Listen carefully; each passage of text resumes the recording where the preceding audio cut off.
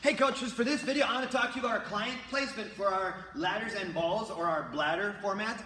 Client placement on this particular format is absolutely critical, so you need to have a good idea of how many people are coming, and so you can, again, check your mind body, and then also be aware it's Tuesday or a Thursday, so again, you could have drop-ins, so just have that in the back of your head. We obviously don't plan for it.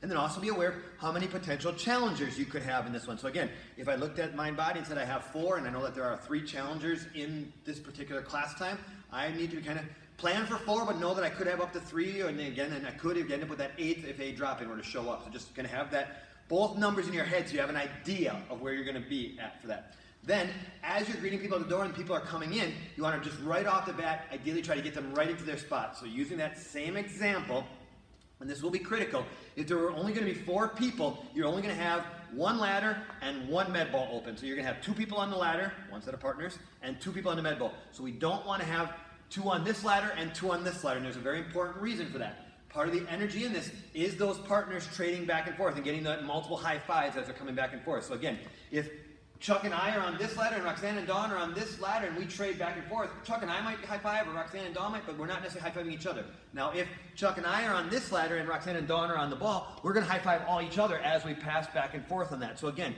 you just kind of want to think through that whole scenario of, again, where we're placing them for that reason. Now, obviously, there's a 50% chance you'll end up with an odd number.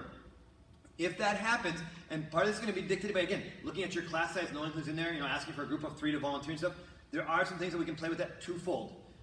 Number 1, you could have the third person could just choose to mirror someone. So again, using that same example, if Chuck and Roxanne are partnered up and I am the third person, I can just choose to mirror Coach Chuck, and just wherever he goes, I would just follow. So again, pass it.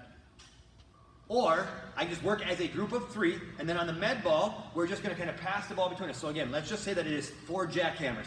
I will do 4, I'll pass it to Roxanne, she will do 4, she'll pass it to Chuck, he will do 4, and then he'll pass it back to me. So we're just going to basically make that looping circle, and then when we jump into the ladder, we're just going to do that same thing, where we're just going to follow each other through that ladder, going through that ladder. So again, in the scenario where you have the third person, that's where it would work on that one.